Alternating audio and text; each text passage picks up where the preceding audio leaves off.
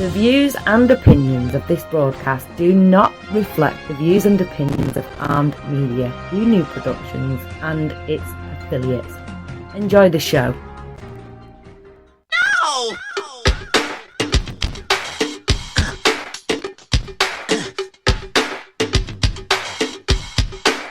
I'm going down to Alphabet Street. I'm gonna crown this girl that I meet. I'm gonna talk. Good evening, everybody. This is Kathy, and guess what day it is? It's Tuesday. You know this, and it is, again, our weekly talk time for the F word, and I am so excited to introduce you to a new friend of mine. My gosh, when you see what he does, you're going to just go, okay, I got to have 4 of those because I've already done that. I've been doing my Christmas shopping in July. That's what we should do, you know, Christmas in July. There's so many different places that have that. But Minnesota, you guys, I got to tell you something. Here's craziness. We have since January 19th, something like that, to July, let me tell you, it was like there's 170-degree difference. We went from negative 55 to plus 115 in 7 months. That's the craziest thing I think I've seen. I thought I saw it all. This weather this year is like just literally freaky, which is a great F word. But now I'm gonna change. I'm gonna call somebody an L word, and that'd be L. How you doing, Al? Thank you for joining me tonight. Great. I really appreciate you having me. Yes, definitely. Well, here, cheers. I'm having a sangria tonight. It's just one of those warm days like that, and sangria is going down really well. There we go. So, Al, so where is it that you live? South Carolina. Columbia, South Carolina. Well, y'all don't talk like you're from Columbia, South Carolina. Everyone says that. Everyone says that I have this Midwestern accent. Yes.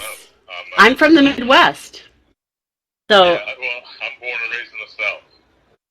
So did you travel a lot? I've traveled a lot, and I just, I like to tell people, my parents put me in school. I got an education. I mean, it worked. I don't know. Yeah, well, there you go. and all y'all out there that talk like this and are educated, don't think anything of that, okay? Because I know I got kinfolk in the hills.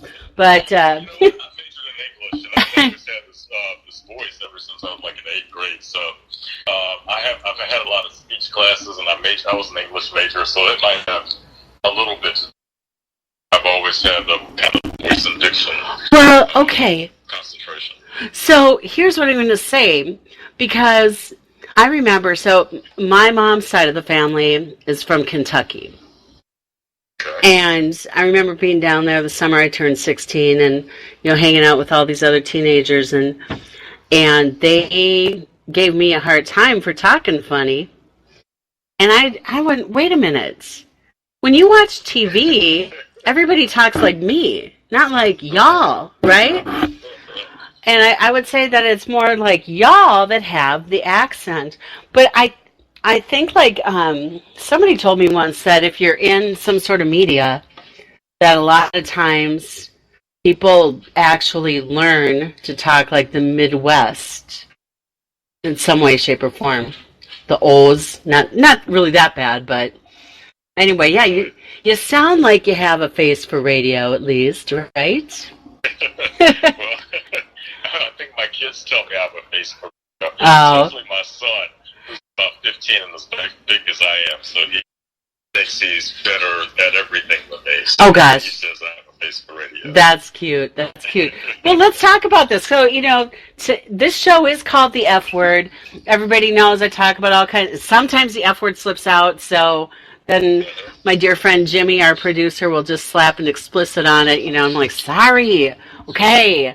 but it's live, so when they go back to listen to it, that's when they go, yeah, careful. But so really, like, with the F word, I mean, what I thought of when I thought of the name of the show is, like, really, what, faith, family, finances, the important things in life, like football, friends, fun, fine leather, food, right? We need that. Fine leather goods, right? Right. But I'm trying to think of some good F words for attorneys. Oh wait, those would probably be some words that people don't want us to say tonight, right? But I'm just kidding. You're reformed, yes.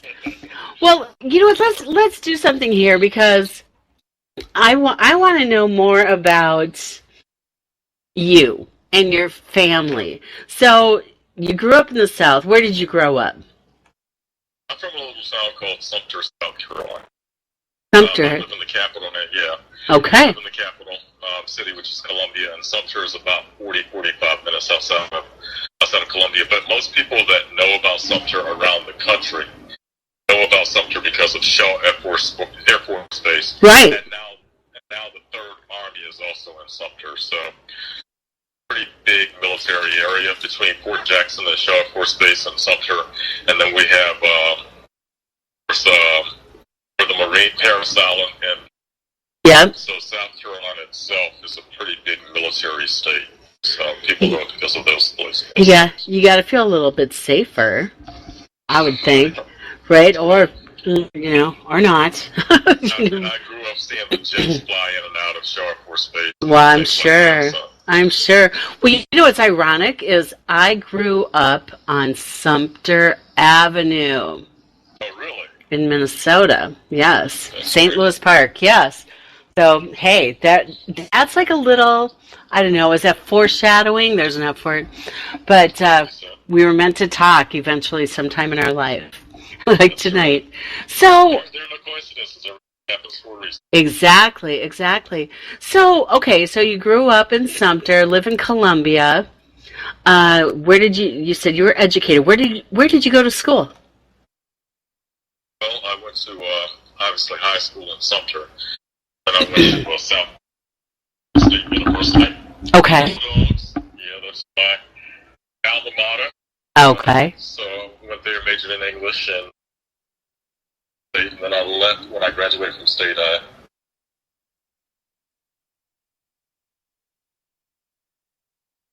Wow. And practicing law. Obviously, I've never gone into the court, not what people, lawyers do. Is practice in the legislative arena, represented lots of. That has been the reality of my legal career. At the state end, I've done some. Wow, okay. So how long did you do that?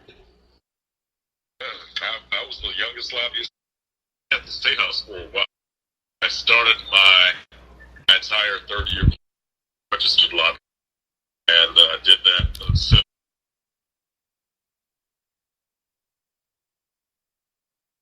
I guess I stopped lobbying. Actually, the economy turned in 2008 was a big turning point, and my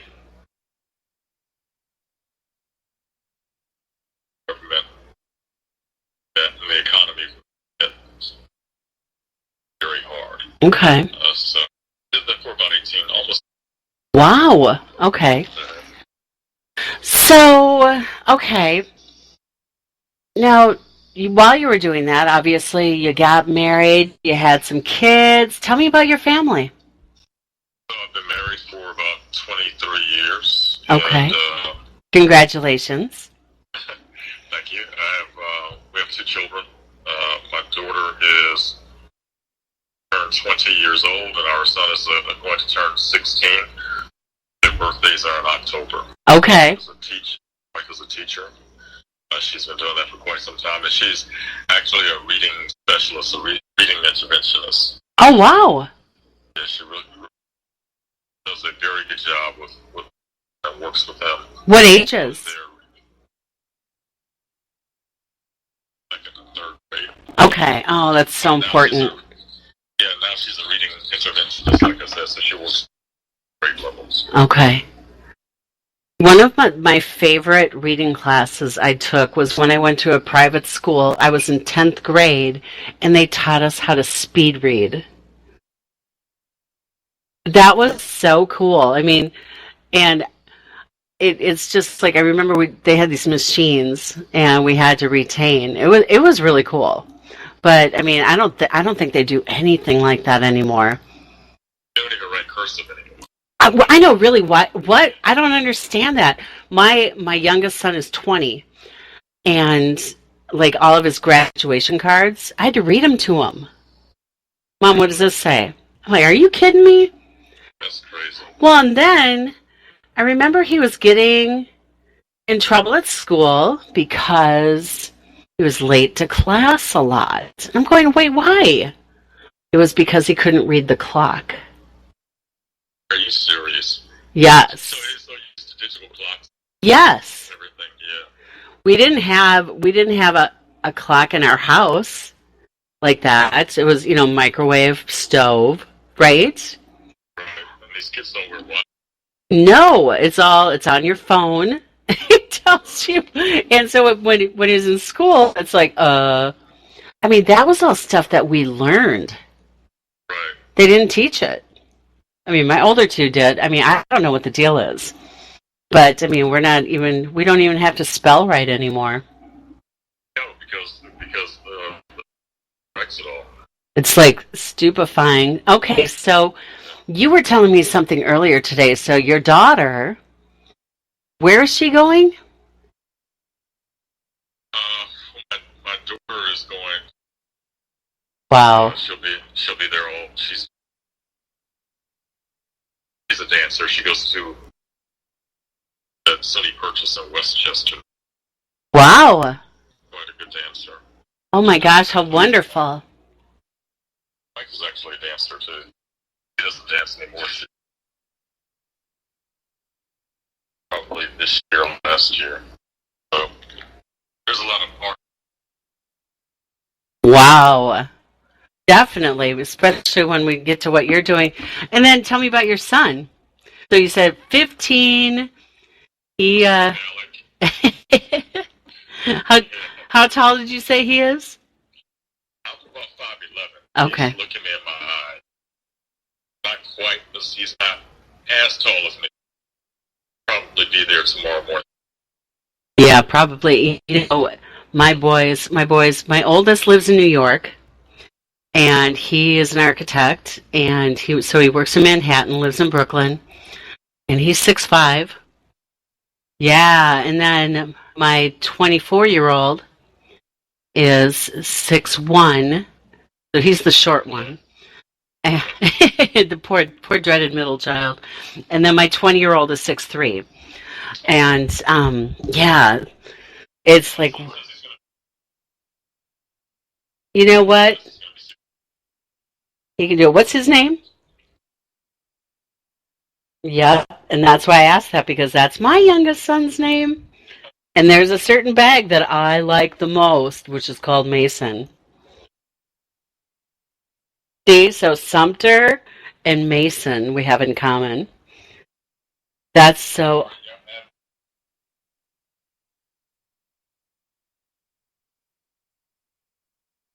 Yes. So, and then having the military bases by you, my youngest is in the National Guard. And so he's just getting back tonight from being at Camp Ripley, Minnesota. And then he leaves Monday, and he's got to go down to Texas for a month. It's like, oh my gosh. Yeah, so as soon as he turned 18, he signed the dotted line. I was like, yeah. And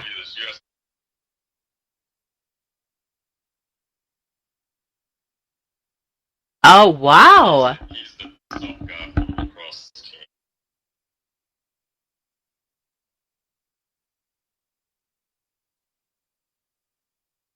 And he is Oh my goodness, he's good. Of course, his name is Mason. What? Potential. And look, okay, and you know, and I feel really stupid because I work with a lot of athletes, but lacrosse is one of the sports that I don't really know.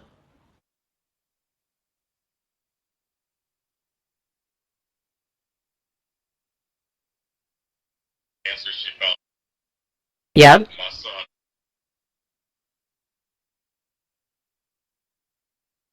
The way that you have to catch and set the ball up.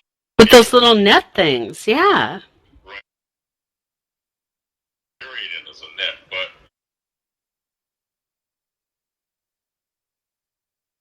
yeah, and the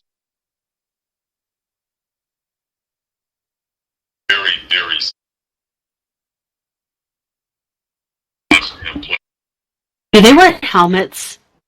They do wear helmets and they wear some chest and shoulder. Okay. But they get hit a lot. Those Well, that's what I was just thinking. it's a rough game, but it's a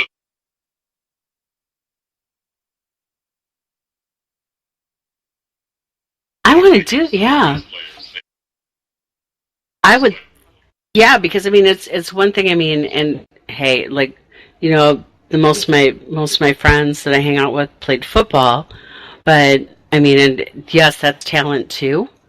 But I mean, that stick. It's like, I mean, well, and then you have to throw it in a goal, right? Yeah, so it's like a combination of so many different things. Confusing. So so he's the face-off guy, which is like would be what they call at the center in hockey. Some guys Okay. when they do the tip, Yes.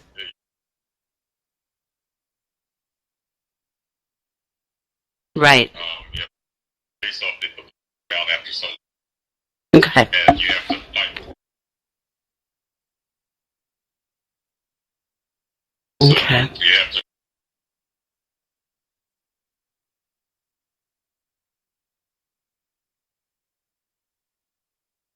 Okay. Wow. And what is he interested in school besides girls? He was Okay, that's right. You said chef. Okay. natural inclination is if you say anything to him that he's never heard of before, he loves history and he loves facts and he loves history.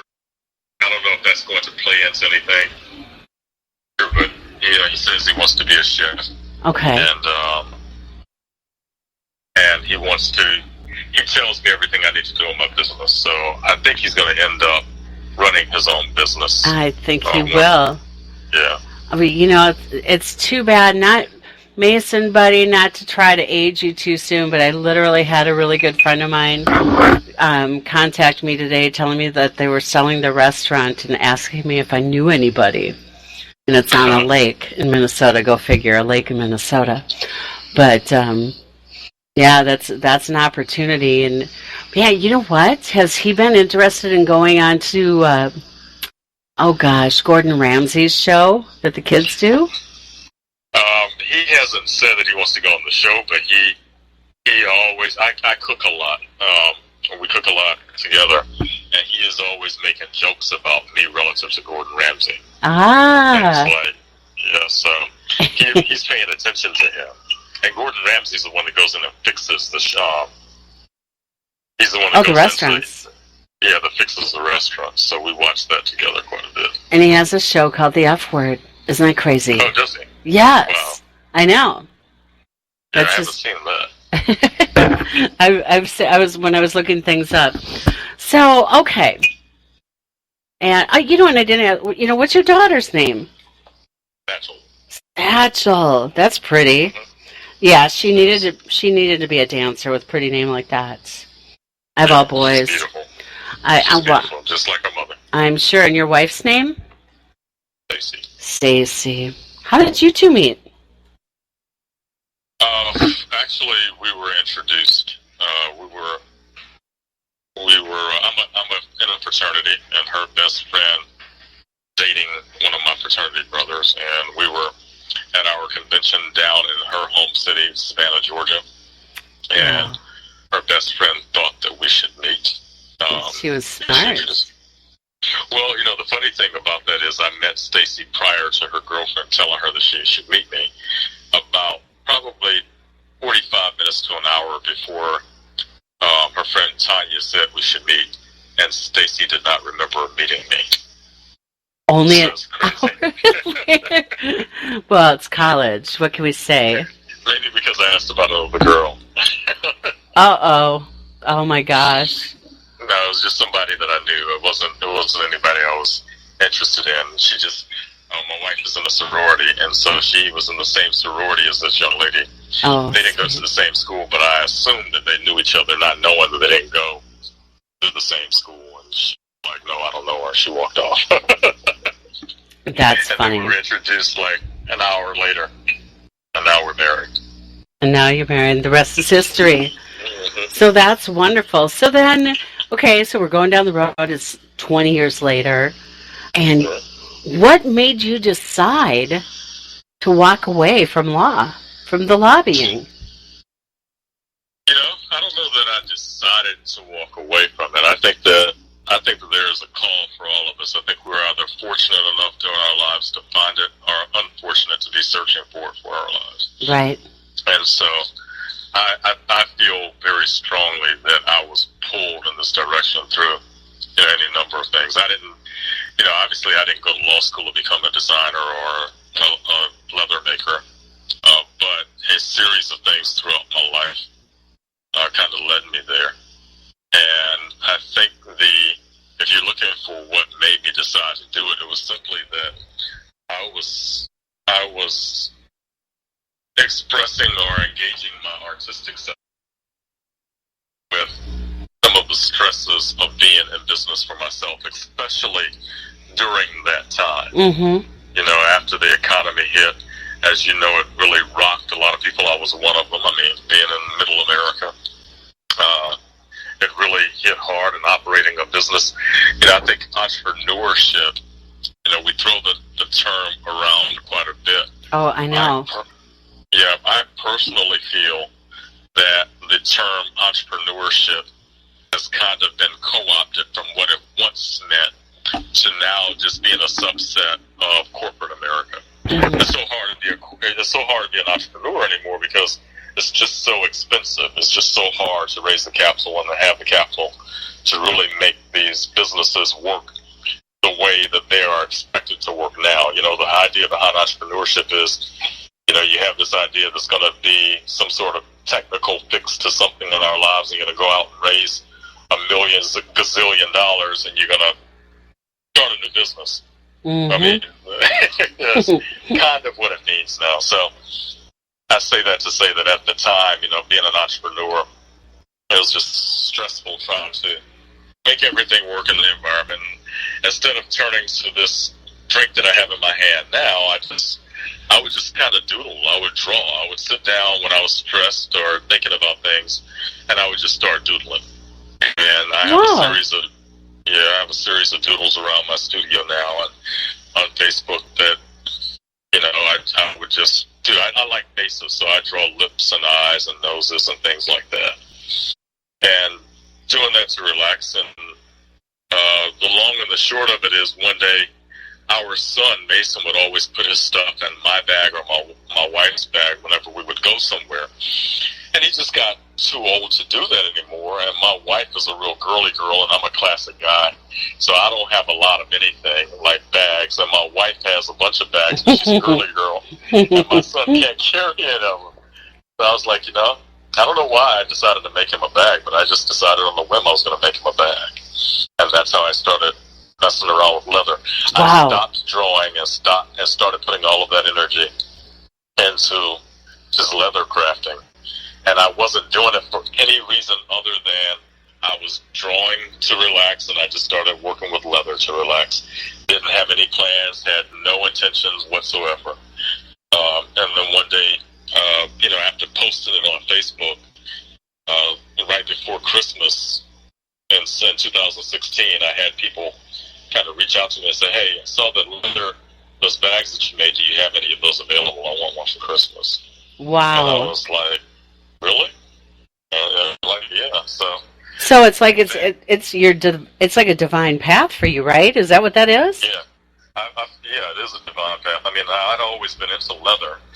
Whenever Stacey and I would travel somewhere, I'm into cigars and wine and all of that, and leather. And I would always end up in the leather stores. One of the interesting things about just how divine it is in my family and children's names is Stacey is from Savannah, Georgia. Mm-hmm. And when we started dating, we would always go downtown. I don't know if you've ever been to Savannah, but it's a beautiful city. No, I want to. Well, you should. And when you go downtown, go to Savannah, there is a store that I would always go into. It was called Satchel. It's a leather store. And every time we'd go to Savannah, Stacey and I'd be walking downtown, just kind of hanging out, and we would always go into Satchel. And right across the street from Satchel was an office supply store named Mason. Oh, good grief. And look at that. I love it. And, of course, our children's names now are Satchel and Mason. Now, my wife's maiden name was Mason. Oh, my gosh. But we would always go into that store, and we go somewhere like Mexico.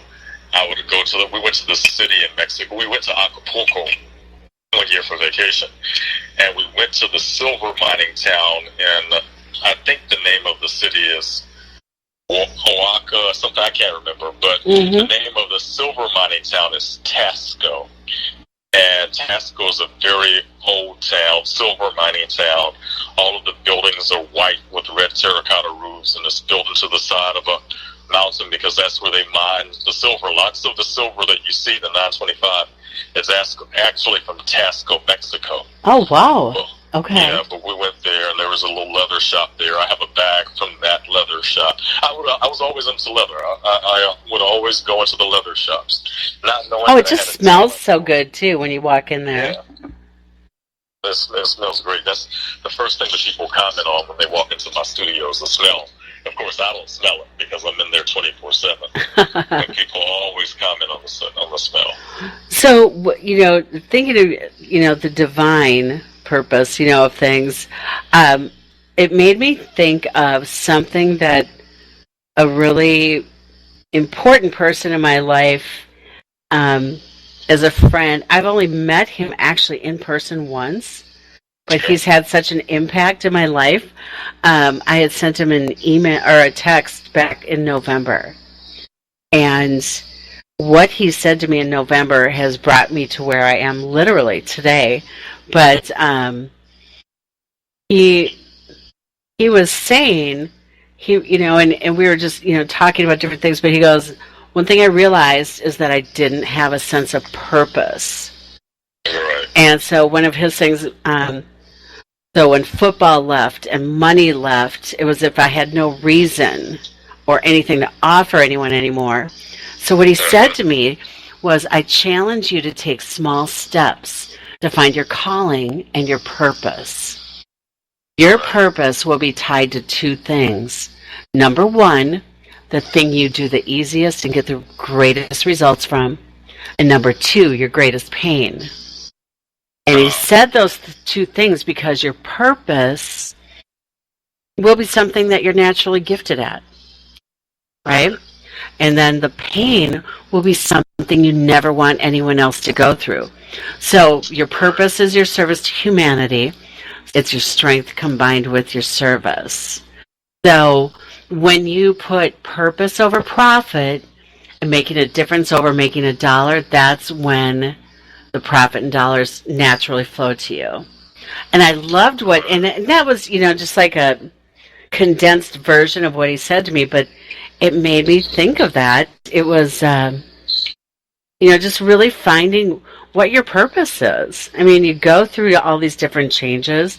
I mean, 2008, I had, a layoff at a job that I loved, and, and now here it is, 2019, and I've made another change, and now it's like, this is going to be the last one. This is the rest of my life, what I'm doing now. And I'm really excited to announce because we did a press release that I've partnered with Fran Tarkenton. And Congratulations. Thank you. So Hall of Fame Financial is now a program, a division of Tarkenton Financial. Fran has started so many different companies, but he's an entrepreneur, and he really looks at things like this. And when he said, I mean, to have him, and I grew up, it's like I'm in Minnesota. I'm sorry, it's Fran Tarkenton, but everybody here loves him. And for him to say, I love how you think, I love what you want to do and what you stand for, we have to work together. I'm like, wow, talk about purpose, passion, making a difference. It's just crazy. I mean, that was my divine path. And it was literally because I was thinking about what my friend said in November when I sat down New Year's Eve and said, all right, I'm just gonna like really do some soul searching and really think about what it is. And I really in F words, it was kind of ironic that what I came up with is that if it took away from my faith, my family, my finances, or my focus, that's another really good F word, I didn't want to do it anymore. So everything that I do now has to revolve around those four things, or forget about it. There's a good F word, forget. But what you're doing, I love it. So you made this bag. People are ordering it. It's Christmas time. And you said it was what year? 2016. Okay. So you're new. You're a baby in the business. Yeah, I wasn't in business. That's the thing about it. I wasn't in business. I wasn't in business until sometime after that, actually, because I still was like, okay, well, I mean, you don't go to law school to become a designer or a leather crafter. I mean, I grew up with my father being a woodworker. I've always done woodworking, seen that in my family. My mom sewed and all that. But, when I was growing up, it was like, okay, what are you going to do with your life? You have to choose a career path. And so I was not even in business, and people were asking for this, and I was really in shock for a minute. And I'm still in shock to some extent, to be honest with you.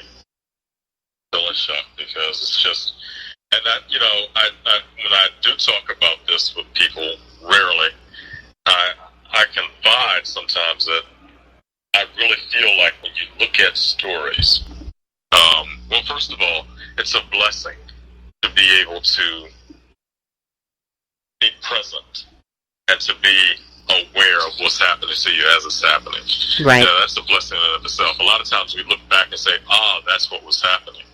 But it's a different level of clarity and of purpose when you actually know in the moment the process that you're going through, and you can actually appreciate the process in its fullness, not looking back on it and putting the pieces together, but actually living in the moment and creating.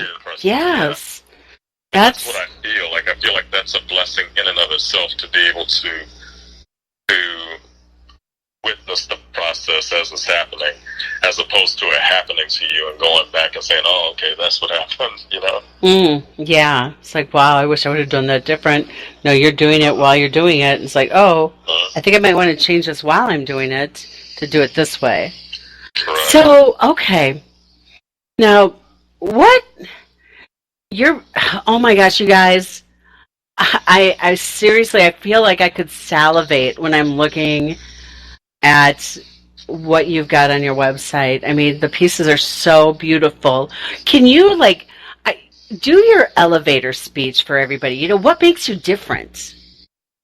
If I go, hey Al, what is it that you do for a living? What are you doing? Right. Well, in 30 seconds or less, I'll tell you that what I do is you can even do longer. Well, you said elevator. I know. It's a tall building. Yeah, well, it's short. I craft what I consider to be heirloom quality leather pieces that are not like anything else you've ever seen before. That's what I spend my time doing. And the thing that makes me different, I think different than a lot of people that are designers, is that I actually design and I actually make every single piece. So I don't order anything in. And I'm not, when I say this, please don't take it the wrong way, but I don't order anything from Italy or Spain and put my name on it. I actually craft the pieces. So for better, for whether they're good or bad,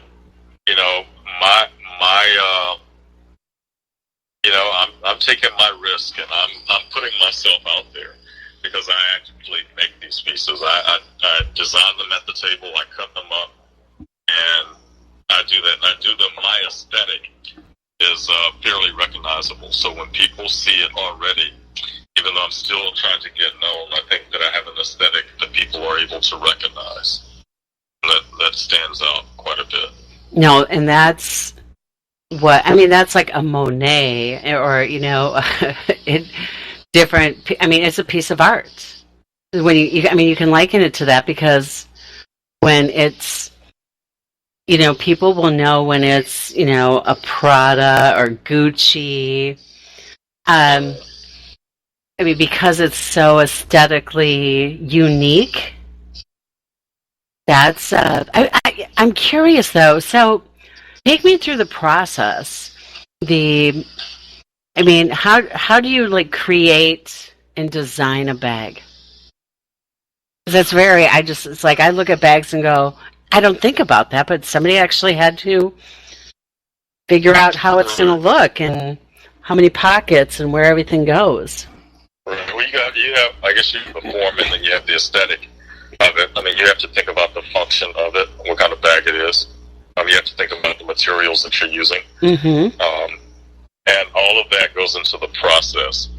So my design process is very, very fluid. Sometimes I sit down when I'm trying to relax or having some coffee in the morning, and I'll actually sketch a bag. I'll sketch a design. Something that I want to see. A lot of times, though, my process really is very different. I have some videos and things on my social media that show what people probably don't know what they're seeing, but I'm actually showing my process. I actually start with incense. When I go in and I'm going into my design phase, I'm very heady. I'm a Scorpio, so I'm artistic by nature, I guess. And I start burning incense. And I don't burn the sticks. I burn the actual resins with charcoal. Oh, okay. And so I start, when I want to create a piece, I go in and I start burning. And, I put it together there. But one of the things that makes my process different is a lot of the leather that you see, I actually hand dye that leather. And so those patinas and those ombre finishes that you see, I actually do those myself. And that's a big part of my process on a lot of pieces. A lot of pieces don't have that hand-dyed finish by me because I'm using a different leather that's already finished and I'm just styling it and crafting it. How long does it take? Okay, so folks, the reason why I got so interested in this is a friend of mine that I do some business with was in town, and I had a meeting with him, and I look at him and I go, wait, are you wearing saddlebags? And he looks, and it was beautiful.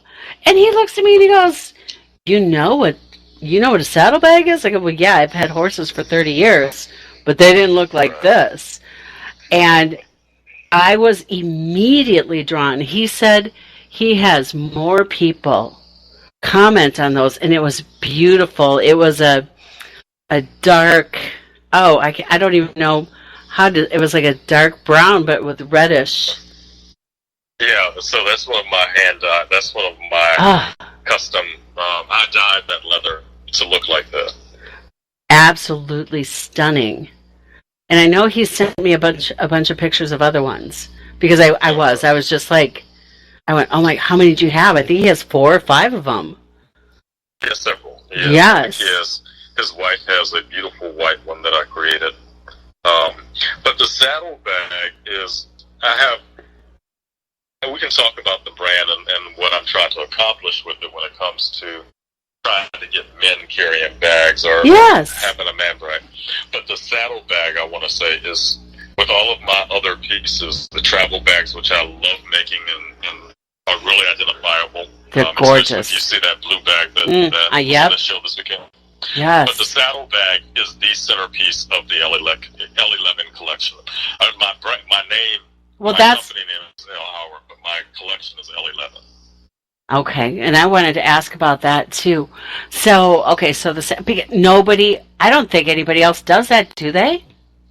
Well, it's my design. Right. Most of the saddlebags that you have seen, I feel pretty comfortable, although I'm sure there are a couple of people who have made saddlebags. Most of the saddlebags that you see people carrying, and you don't see it very often, but if you see the cowboy movies or see them in an old film or something, all of those bags are actually bags that are designed by the horses or for motorcycles, and people have pulled them off of that horse or that motorcycle and thrown it over their shoulder. No, I know. In mine, I've done that. Right. But it's covered in horse sweat. It's not a pleasant experience. It's like pew. Yeah. And it's sitting high up on your shoulder. So you notice that people carrying those bags are walking around holding the bag so it won't fall off. Right. So they can't carry that bag hands-free. It doesn't function. It looks cool when you're walking around holding it on your shoulder, but it doesn't function. Yeah. So my saddlebags are designed to be worn, not carried. And they're designed for the individual, not a horse or an apparatus like a motorcycle. They're actually designed for a person.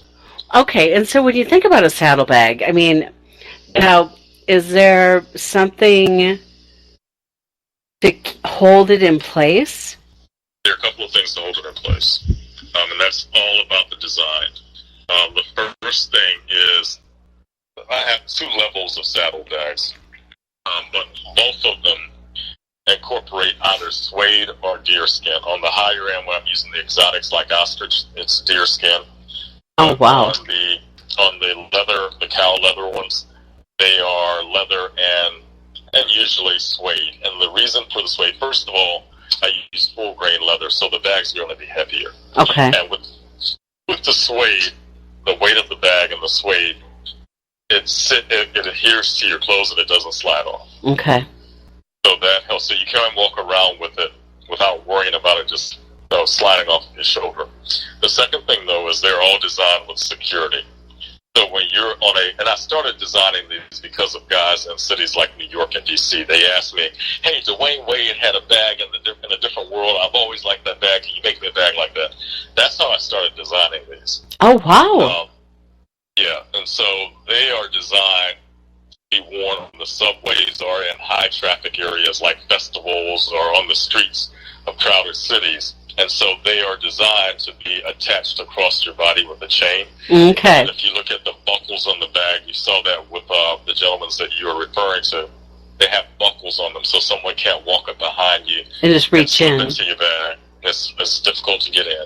And then if you need something easy access, they have pockets right against your body. So they all have the main part of the bag, which is buckled, and then they also have zippers against your body, so you can put like your wallet or things that you need to get your money if you're walking around to get in and out. But they are attached to a chain that goes around your waist so that someone can't snatch the bag off your shoulder when you're walking from either direction.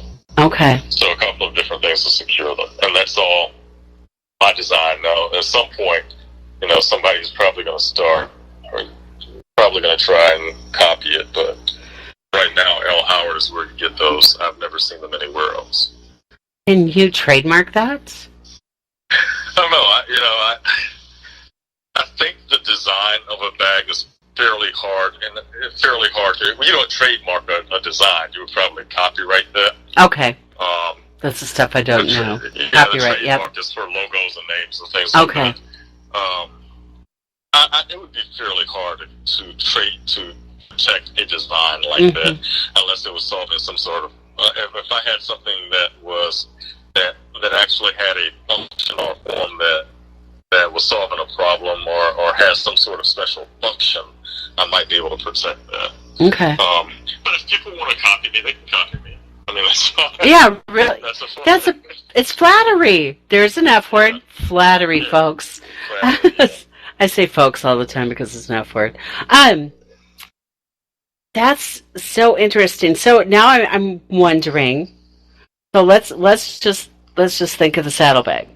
How long does it take? I mean, you don't mass produce these. They're handmade. You do it. Right. I mean, I can't imagine. Listen, I can't even sew a button. Okay, so I could, but I don't want to. So I'll just go buy something else. I can't even imagine the amount of time and all the intricate details that you put into everything. Wow, how long does it take to do one of those saddlebags? Well, saddlebag takes quite a bit of time. From start to finish, if I'm working consistently, it takes probably 2 to 3 days of doing nothing else. And that's, I get into my studio around 7:30, 8 o'clock in the morning. When I'm on vacation, when my wife and kids are out of school, I'll get in there around 7:38. Usually, I'm up and in the studio by 6:30 when they're going to school or work. And I don't leave my studio. I'm in the studio anywhere from 12 to 16 hours a day. Wow. Yeah, I'm in there 20. Well, that's a labor of love. It's what you're. I mean. Yeah, and I took it very seriously. The process of actually designing and being a bag maker. A lot of people call them or are designers and they don't make anything. No. On them, but they don't make it. And the process of having a brand, having something with real value, required me to really become the bag man, to really become the person making those bags. And I take that very, very seriously. So the process of actually, staking my family's livelihood on me being able to do this required me to put my entire energy into it. And there's a lot of risk involved. And so by taking that risk, I don't play around with it. I'm in there 24/7. Wow. Because this is what I do. I don't practice law. I don't lobby anymore. This is what I do. You're the bag, not a bag lady, folks. The bag man. I'm the bag man. The bag man. I actually make bags. What's your bag? So, I'm just, here's one, flabbergasted. So, it just, that many hours, I mean, do you cut yourself off? Like, do you take weekends off? Or are you just like, when you feel you need to get in there, you got to create something? Because a lot of people are 9 to 5, not me, but a lot of people. And 9 to 5 doesn't work when you're building something like no. This. Oh my God. You have to be focused and dedicated. There's an F word, focus. Focus, right. Yeah, sometimes you just have to stop. And lots of times, Sundays are those days where I'm on the couch and I'm watching Netflix or watching my shows on demand, and that's what I'm doing. Yeah. But yeah, you got to do that. Yeah, because you have to do it for so many reasons. When you're not just making bags, but you're actually building the brand and doing the marketing and thinking about the equipment and the next moves and all those things, along with actually designing and making bags, you wear yourself out. It's lucky that this is what I'm supposed to do. I'm not doing it for profit or for money. Of course, it's a business, and I have to be successful. Well, yeah, you got to keep the lights on. Right. Or my wife might divorce me. Yeah, and that's not fun. Trust me, I went through one of those after 22 years. Yes. So, okay. Okay, here's a really good F word. Future. What do you want the future of L. Howard and L11 to be? What does that look like for you? Well, yeah, I think it's about being a very strong niche brand. The reason that people are buying my bags, and the reason that I think that you can talk about L. Howard in the same sentence with much larger billion-dollar companies like Gucci and Prada and Louis Vuitton Mm-hmm. is because people want something that is all theirs. They want something that is authentically them. Right. And one of my mantras on social media is that we are here to help you find and express the authentic you. You don't have to copy anyone else. You don't have to wear something because someone else is wearing it. You can have something that expresses who you are. And what we're finding, the reason that I think we can be mentioned in the same sentence with those large companies, is because we are here and we design one-of-a-kind pieces for people. And when they're spending that amount of money that they spend for those brands, or they spend for our brand, they deserve and they want something that no one else has. And I think the future of L11 and L. Howard is to be identified as that brand Mm-hmm. that gives you something that is unique. You know, I don't take anything away. In fact, I admire those companies. Oh, But right. if you were walking around with something that everybody, 200,000 million people have.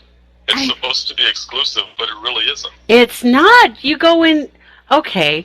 So you go into the store, you go into their shop. They've got more than one of each thing. And Yeah. they're pretty much looking identical.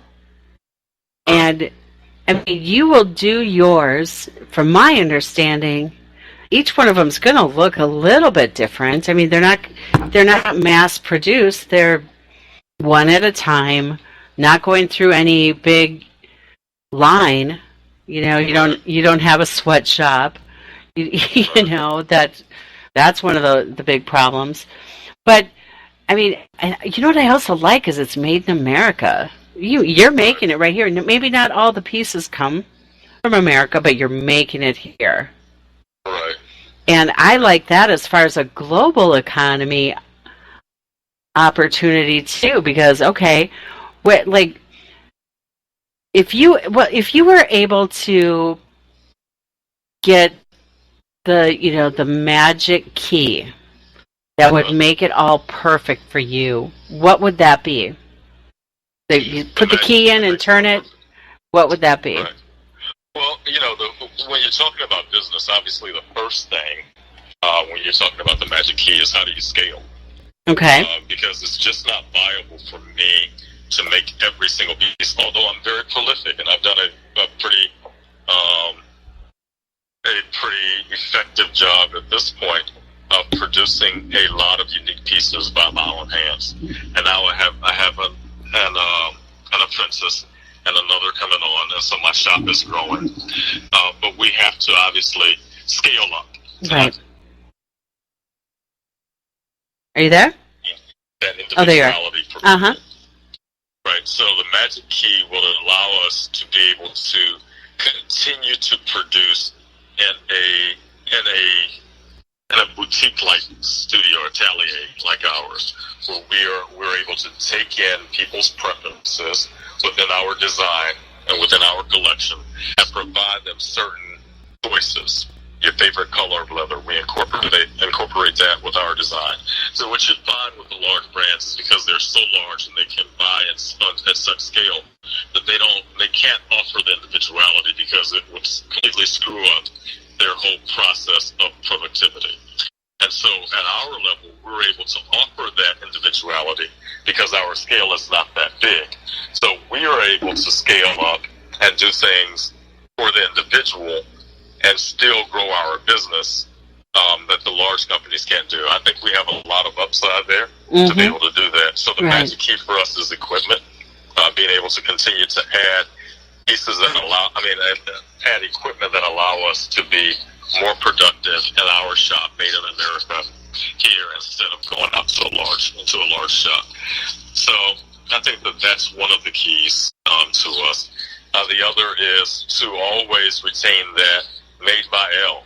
So as we continue to grow the brand, I think we'll have two lines. We'll have one that has, maybe we incorporate into our website the technology for you to be able to go in and select certain custom things, and then we produce them in our shop for you. Mm-hmm. And there are certain things that the large companies don't do that we're about to add that will allow us to make the bags individual. So even if we make, let's say 2,000 of a design in a year, because the individual will have the opportunity to personalize those pieces, they will still be one of a kind. Exactly. And allow us to scale up at the same time. So we're in the process of doing those things now. I love it. So we're going to get that done. Well, okay, so Elle, how can people get these? So, first of all, how did people start learning about it? Just social media? Social media, that's where we are. We have a website, obviously. What is the website? It's lhowardleather.com. lhowardleather.com. And all of our social media is about the same. It's a variation. Instagram is l.howardleather, and our Facebook is L Howard Artistry and Leather. Okay. And I'll be putting this all out there too.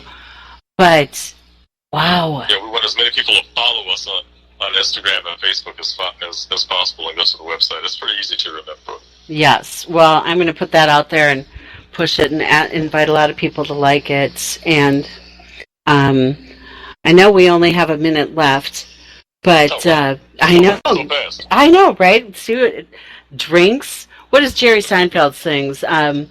Comedians in cars going for coffee. I was just watching the one last night with Eddie Murphy, but no, this is so great. So everybody, lhowardleather.com. I am not kidding. You go on that website, you're going to be impressed. And I'm going to push this out to all the social media that I have access to, because I've already been telling people. All it took was me seeing one bag one time, and I got in contact with you because of your client, my associate. But Elle, I'm so excited. I'm so excited to know you, and we're going to get this, and I'm going to eventually go like, wow, I got you so much business. Can you just make me this? And you go, yeah, Kathy, I'm going to give this to you. And I'll be so excited, because free is another favorite F word of mine. All right. My mother and my sister's names are both Catherine. I didn't tell you that earlier.